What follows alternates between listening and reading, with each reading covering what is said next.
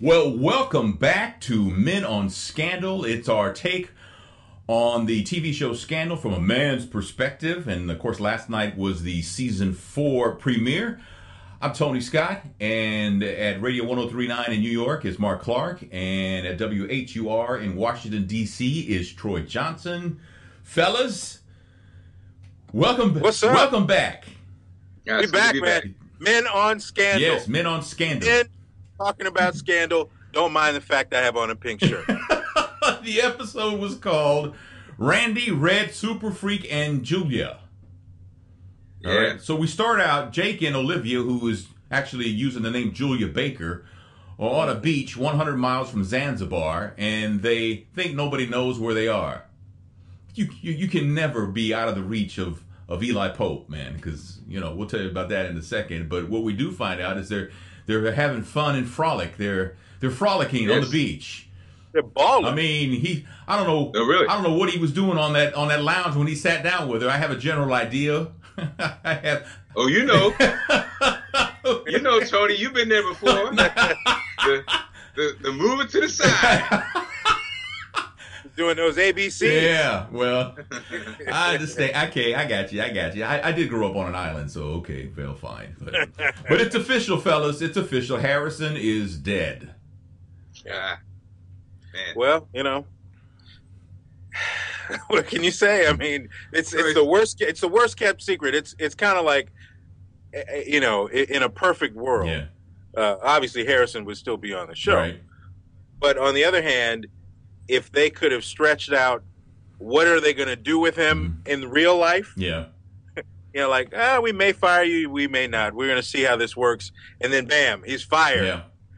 That would have been interesting because everybody that watches the show, it kind of destroyed the storyline because it wasn't no surprise. Yeah, it wasn't no surprise. Yeah. But it was done well, though. I will say the way they did it was well done. And Troy's shirt is in honor of Harrison.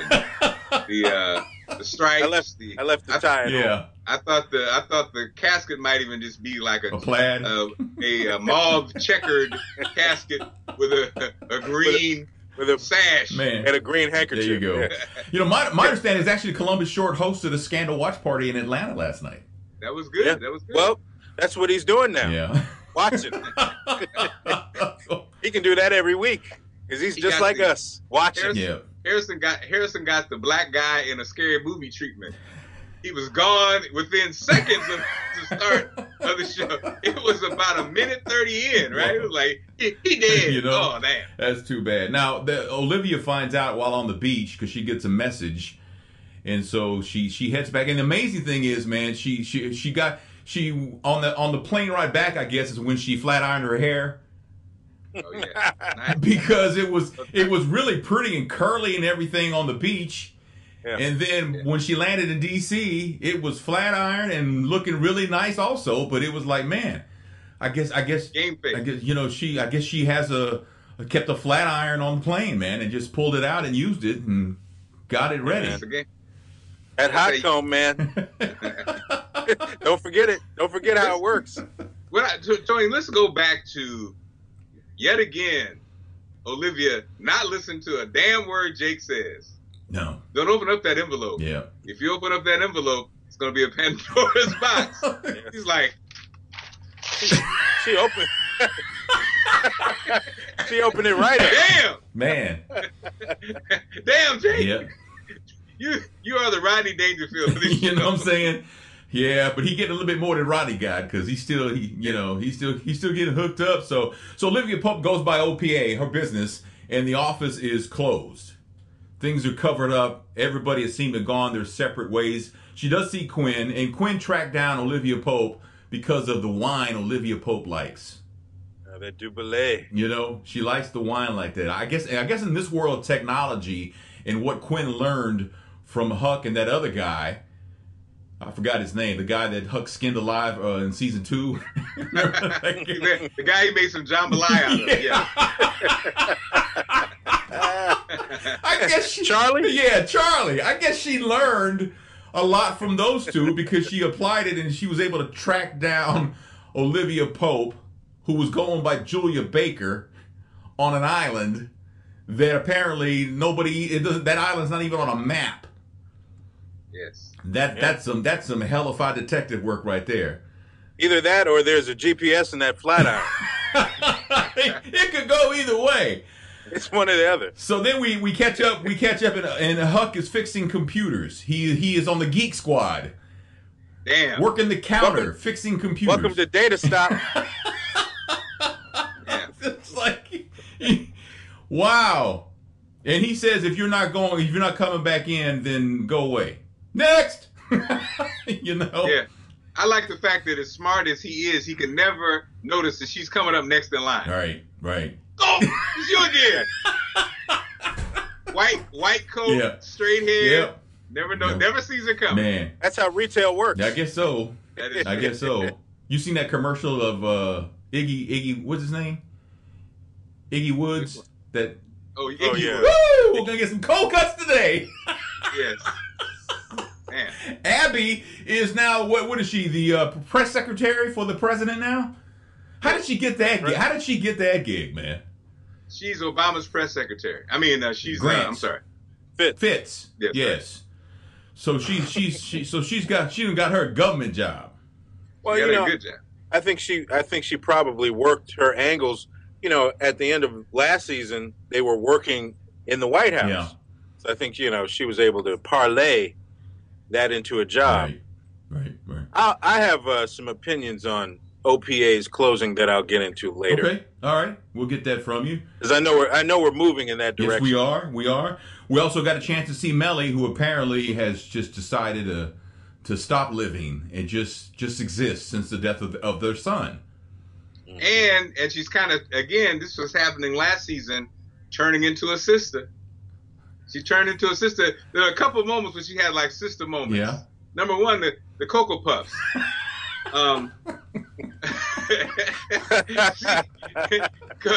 It was like a Cocoa Puffs Captain Crunch mix, which that's a sister. That's a sister move. That's a sister. And then when she talks to Fitz now, I'm telling y'all, she claps when she talks to Fitz now. I'm going to tell you what you're not going to do. I mean, if for the simple fact,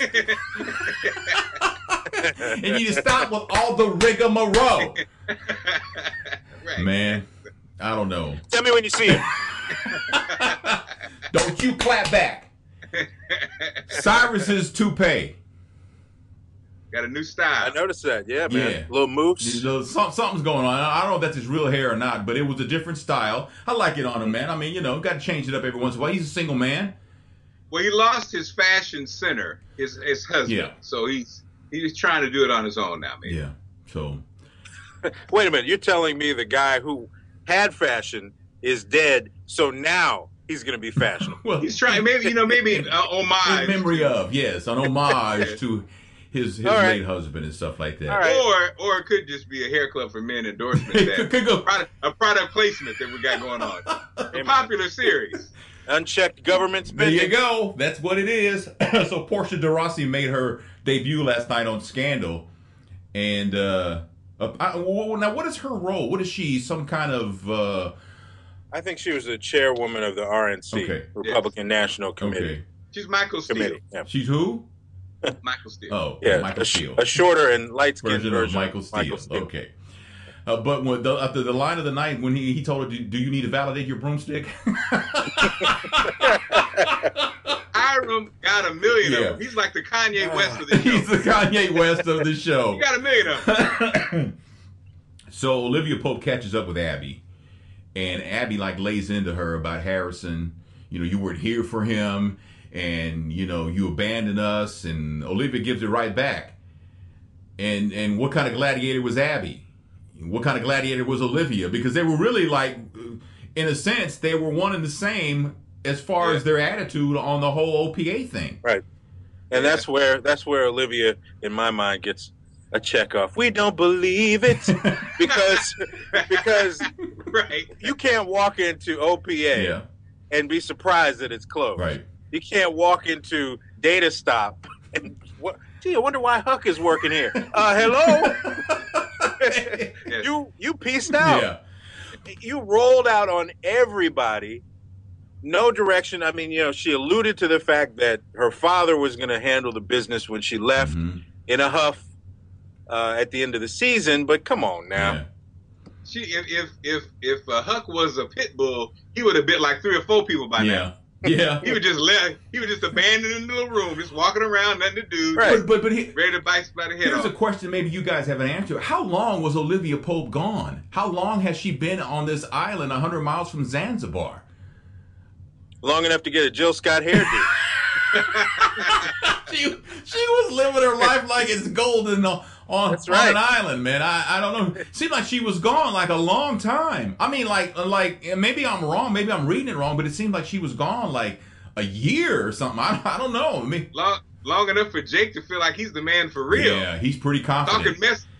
That's ladies. That's the sign. And sadly, ladies who are married to men over 40 don't hear this that often. But when a man is in the bedroom bragging about something, you know what I'm saying?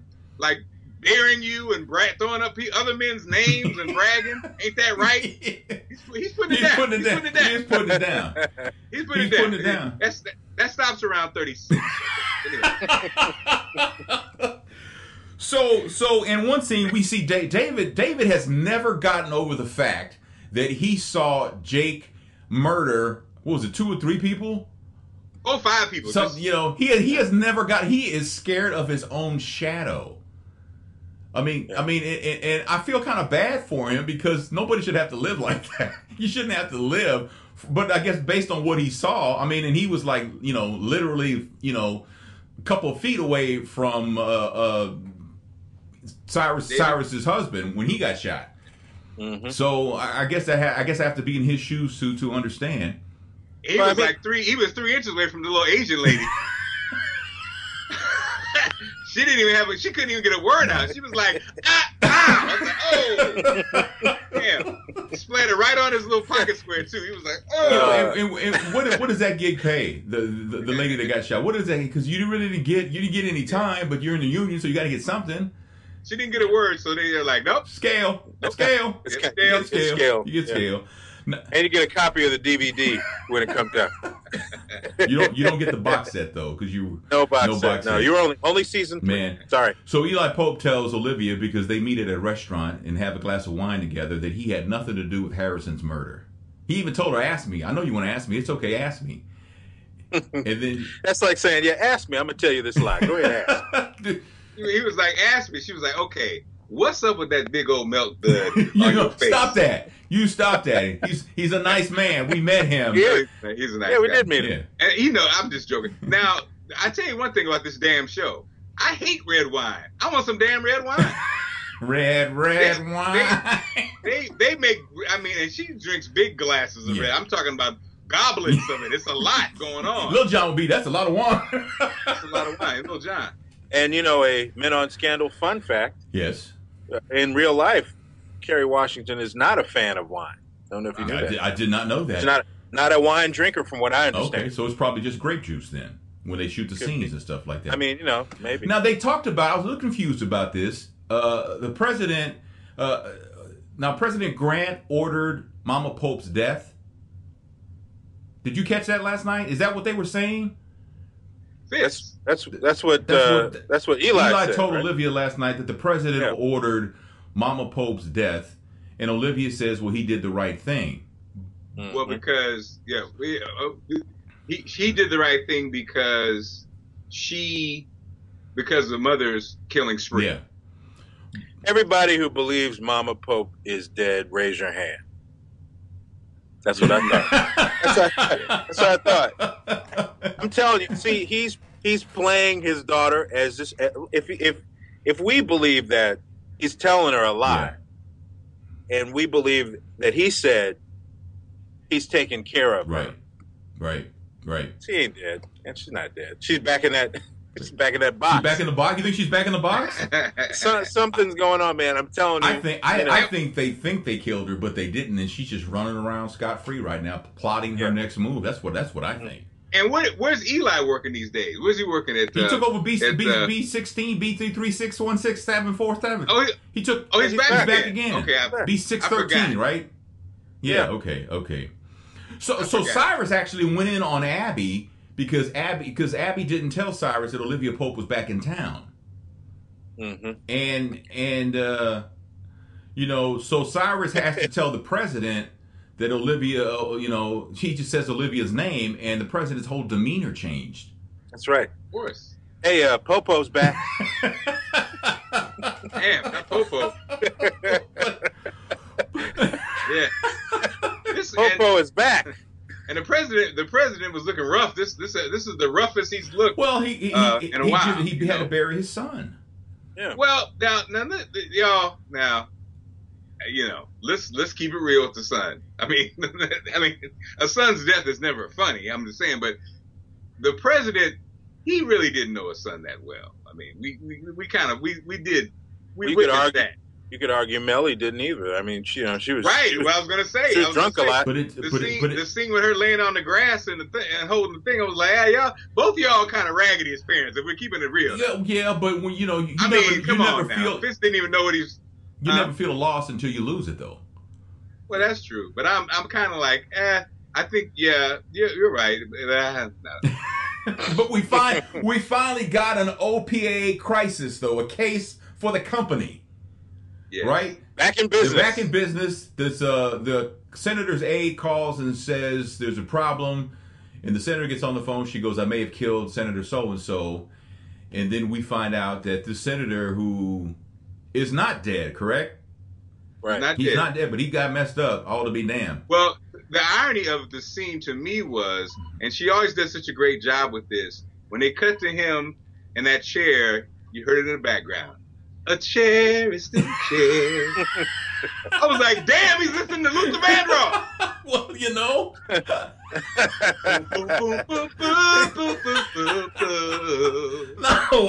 That chair was lodged all up in him for real. Damn. Man, that was something. So, but then we actually find out the truth about that, and we'll have to get into that coming up. But let's go back. Huck is working at the Geek Squad or whatever the name of that story is, but he's now Randy the smart guy. Yeah. Randy. Huck looks like a lot. You give him a lot of names because obviously Huck is not his real name, but Randy is not one of them. There's nothing wrong with the name Randy, but he doesn't look like a Randy. Well, that's what makes it funny, though. Yeah. He was feeling kind of Randy. Well, I'm telling you, man, you can't tell me. Hey, I know he's working on smartphones, but man, there's a killing right back here. It's ready. Troy, give us a little Randy. I know you got the little Randy. Hoping is bad for Randy. Hoping is bad for Randy. You don't have a smartphone. You don't have an appointment. Next in line. He's here all week, ladies and gentlemen. Thank you very much. Oh, man. So Fitz and Mellie visit their son at the cemetery, like Mark says, and Mellie lays there beside him on the ground. It's a lot. Is it a lot? I mean, that's her son. The son was like, who is that? He didn't know. Who's on top of me? Oh, it's Mama. Okay, I didn't know. I didn't know her sense. Damn.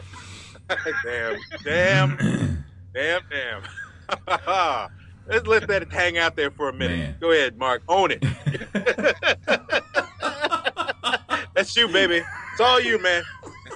Who is that? Okay, it's Mama. It's my mom. No. Man. Oh, boy. Man. So, is Mellie and Fitz will never get their marriage on track ever, though. I mean, the death of their son. In what way, Tony? I mean, and just to have a. Are you saying a full marriage? Marriage? Yeah. Because he was. He doesn't want to have anything to do with Olivia Pope. I mean, they say his whole demeanor changed as far as being president. He's all about business now. He's fired 14 cabinet members. So he's cleaning house. So he's a different kind of guy. But apparently, I just can't imagine them ever having a happy marriage, at least with each other. Just no matter what, because there's just too much. There's been too much water under the bridge, man. I don't know, man. I don't know, Tony. It's the presidential. I mean, they can be more honest now. She can just be honest now. Look, I'm not chasing you, man. I'm not chasing you no more. Just kind of like marriages that have gone through very strenuous things. Sometimes there's a more real, more honesty that more honest than they ever probably imagined. Okay. All right. Well, I get. I mean, every relationship is different. So Jake. Well, we know the main thing hasn't happened yet, though. Well, that's true. Yeah, You know? that's true. Tell me when you see it. Right. That's when everything changes. Well, Jake says he wants his turn. In other words, I mean, him and Olivia are in bed, and he's trying to have a romantic moment, and he's saying, this is my turn. This is my turn. My turn. It's my turn. So just lay there and enjoy it. Who kisses their woman through lingerie though? Who does that? Well, when you're on TV, you do. Somebody on ABC, yes. Come on, man. This is not Showtime. Hey, man. Earlier in the show, he did a pull it to the side thing, and everybody. He was going to do that again. Everybody knew what that was.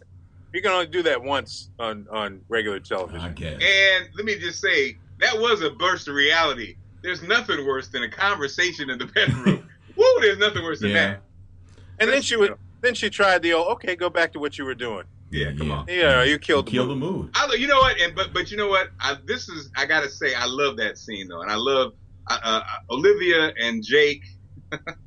They're fake names, but as actors and actresses, I really enjoyed that scene because I was feeling Jake. It felt real. I thought it was funny when he was like, "Wait for it," and she comes back. I thought it was very good, and I think it's another reason why people love the show. We love the show. And then, it kind of like at first, Olivia was looking crazy as hell, like when the show first started. But then slowly you kind of got into it. And I'm saying, I think that's, again, Shonda does a great job of doing that with the show, And also Jake understands that, yes, you will always be second best, brother. Sorry. But he told her, I'm the one you like to ride. I'm the one that makes you moan. Mm-hmm. Yeah. And I think that's true. Yeah, but I don't want you to go. I want to go to Vermont with Fitz, though. Yeah. Oh, okay. And I want to go to Vermont. You're right, but Jake's been bringing burgers for 5 years to the house. Even had a new one last night. I'm gonna say, man, what's the name of the restaurant? I can't think of the restaurant that they mentioned. Every time he goes to the place, say, hey, I got a rib sandwich now with. Oh yeah. It's called the Underground Railroad. I was like, damn. It sounded great though. I want to get an Underground Railroad today with fries. My black radical side was a bit like, wait a minute, what you trying to say? What now? Underground Railroad. You think they have one of those off the menu things? What was the one at In-N-Out Burger Tour when we were in LA for the Scandal convention? That's right. Animal style. Really? That's right. You can get an In-N-Out Burger animal style. You can get an Underground 4x4 animal style, baby. Yeah, you get an Underground Railroad animal style. Again, my radical side was like, my prison radical side was like, wait a minute, what you trying to say? The white man is mentioning the Underground Railroad while dealing with the sister, Olivia Pope. Escaping to freedom is the theme of the show. That's okay. Next month, I have it right here. Next month's menu at that place. Next month's special burger is the Mary McLeod Bethune. It's going to be delicious. It's a little fatty, but hey. Well marbled, but delicious. Well marbled. And it comes with a little hat pin in the bun. No.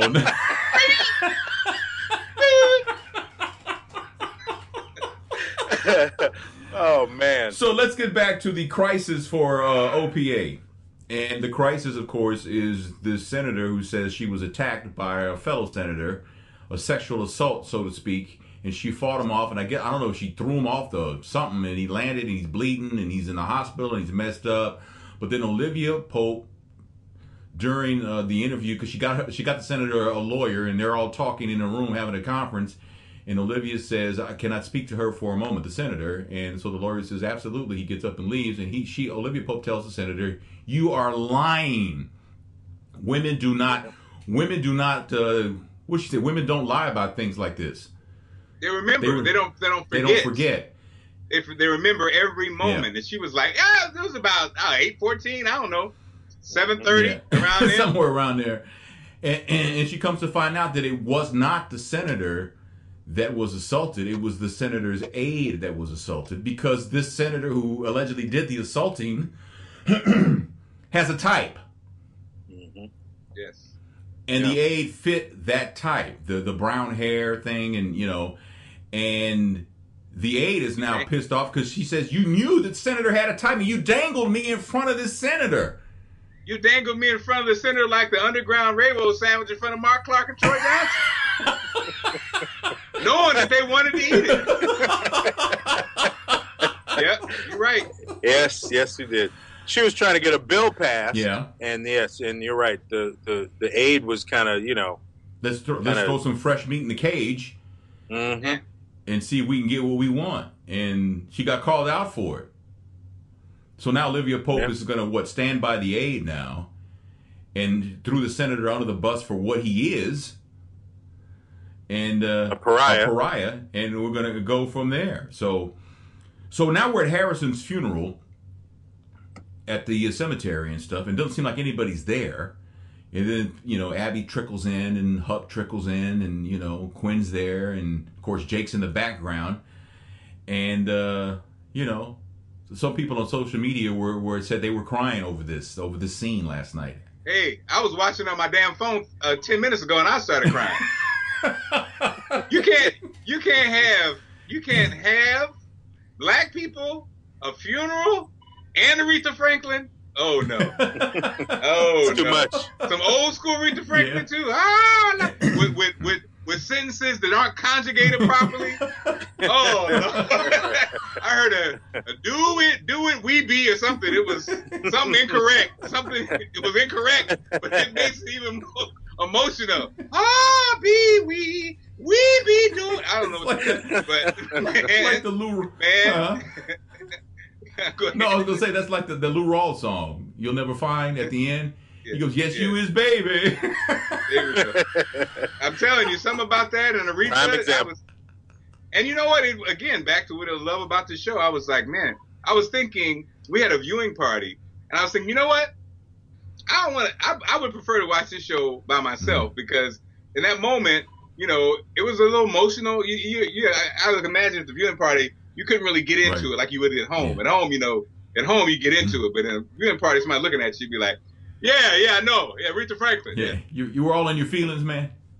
I was in my feelings, man. On the phone. I mean, I'm looking at a phone and I didn't even have a TV. And I was like, oh man, Harrison, man, he was a good dude, man. Dressed well, very well spoken. But damn. Over the rolling hill, you see a dark car. Window comes down, and there's Eli Pope. Eye hustling. Right. Eye hustling. So he was eye hustling, man. He did. He had that. So what was the significance of Eli Pope watching from afar?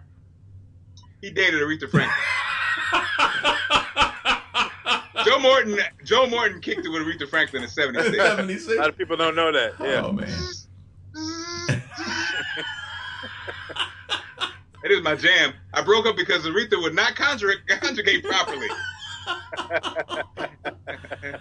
It's not yes we is. Oh man. I think he wanted to see, the end result. I mean, Harrison, if he's responsible for his death, are they putting him in the ground? La Loca just walked in. Uh-oh. Hey. Hello. Wait, put them away. Put the cheese on them. Damn. That's all right. That's all right, man. So when I watched Mellie last night, I thought Mellie's cracked up, and for good reason. I mean, the last thing anybody wants to do is bury their own child, but she's cracked up, but not to the point where she's lost all sensibility, because she did tell Fitz, when you see her, you will tell me. Mm-hmm. And he says, I'm not going to see her. And she says, when you see her, you will tell me. That's right. And she doesn't want to hear, and she wants to hear him say, okay, I will tell you when I see her, because he knows that he's going to see, she knows that he's going to see her.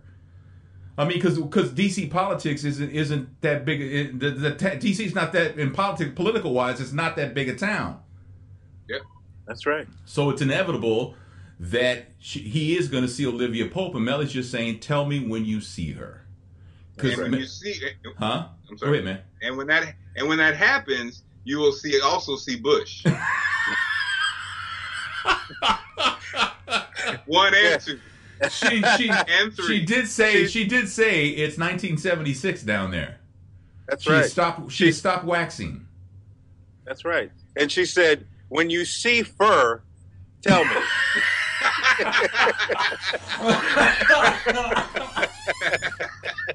Man, come on, man.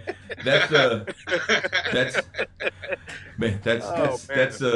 name of the show today. That's when you see fur, tell me. So I don't know how they made the leap to nominate David Rosen as Attorney General.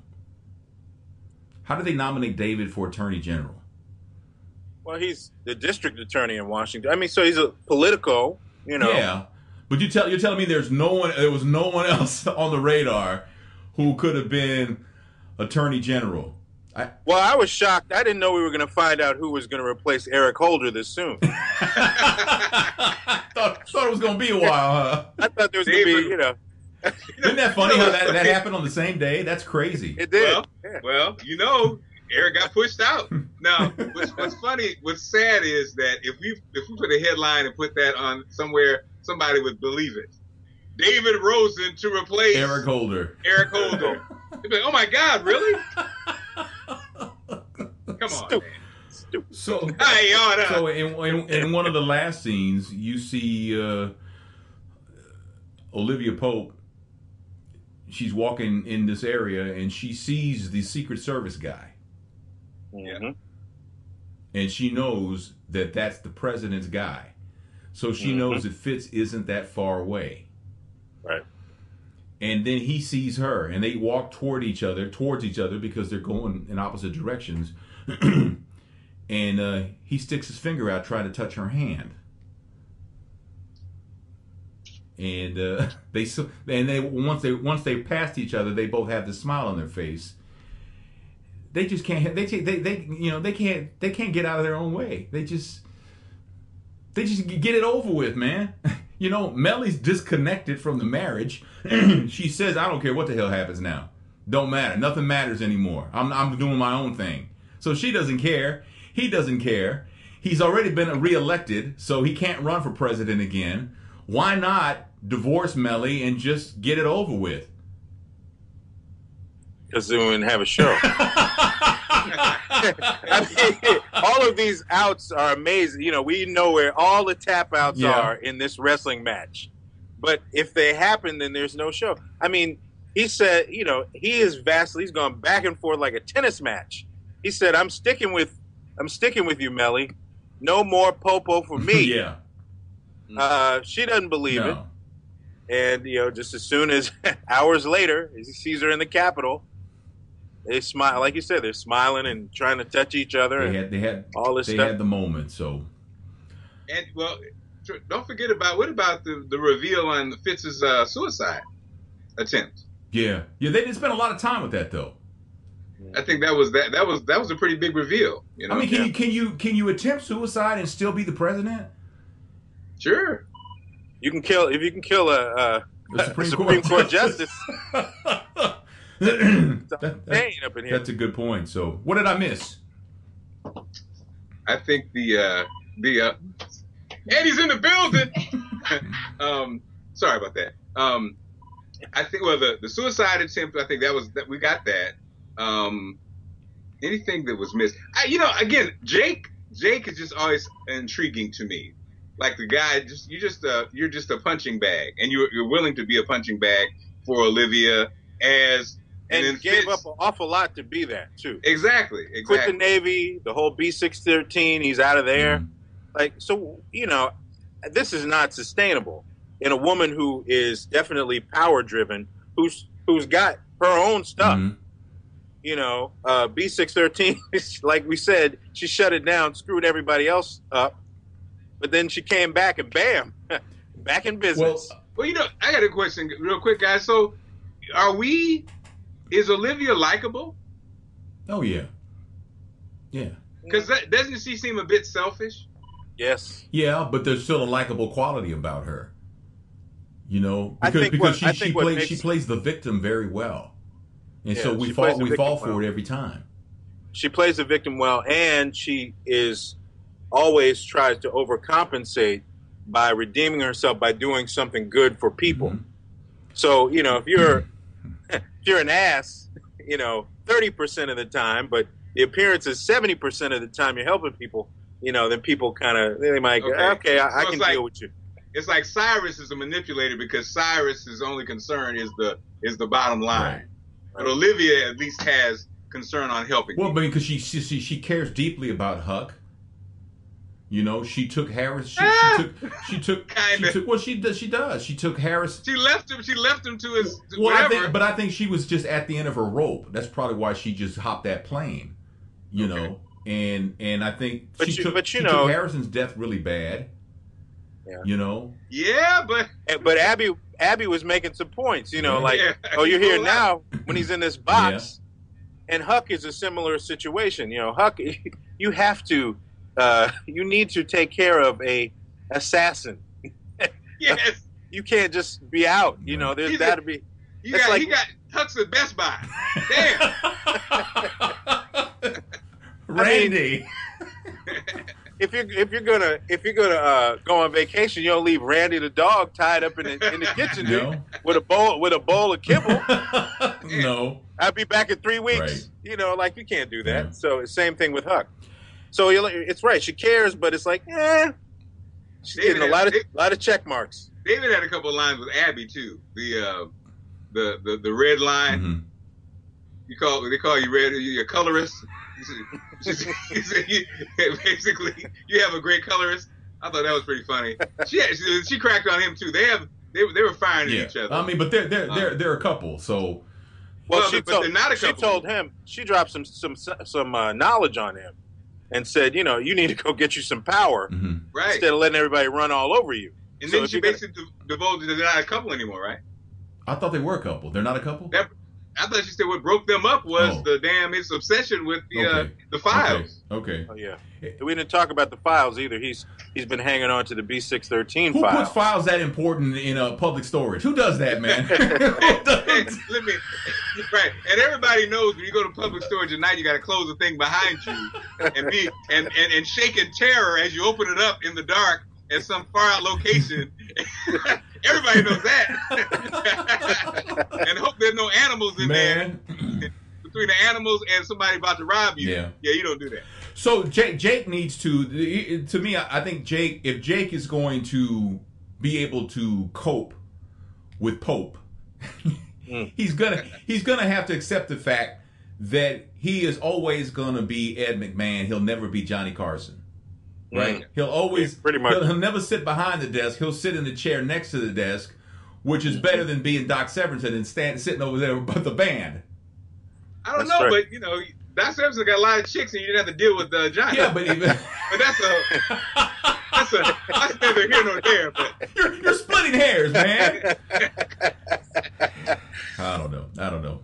I have the better job. Doc Severinsen. Speaking of splitting hairs, Mellie thinks that. Very funny. Hey, did you guys get a chance to see How to Get Away with Murder? Yes. Man, come on, man. Come on. Yeah, they don't have to give Shonda another night. We might have to do another show, Men on How to Get Away from Murder. Yeah, but we call it that. We're gonna get investigated. So right. Yeah, I'm all for that though. I think it's a great show. Maybe we should talk about that. So I'm gonna have to go get a law degree to keep up with the show. It is fast paced. Yeah, you got to watch out. Fast. But it's a good one. Yeah. So the funniest part was, there was that controversy about the New York Times calling Shonda an angry black woman, and then watching it, the funny part is Viola Davis's character was a very strong-willed, and so in your mind you didn't want to say angry black woman because you didn't want to be you didn't want to be on that same thing, so you would be like, she's strong, forceful, and believes in herself. That's right. But she's not angry. Yeah, careful with that angry. She let her hair down though, didn't she? Yeah. Yes, she did. It took a little while, but hey. You let her. Hey. That is Men on Scandal, our first episode of season 4, and the episode was called Randy Red, Superfreak and Julia. If you got comments, leave them down below, and thanks so much for watching. We had a great first show, fellas. Yeah, we're back. We're back. Men on Scandal. And you know what? for those that want to hear us talk about other things, we have Men on Everything, too. We do have a show called Men on Scandal is our franchise. But Men on Everything, oh, man, come on, you man. haven't seen that. What's wrong with you, man? We talk about everything, all the top stories going on in the world. So you can check that out, too. We'll link you up to that. So appreciate you watching Men on Scandal, though.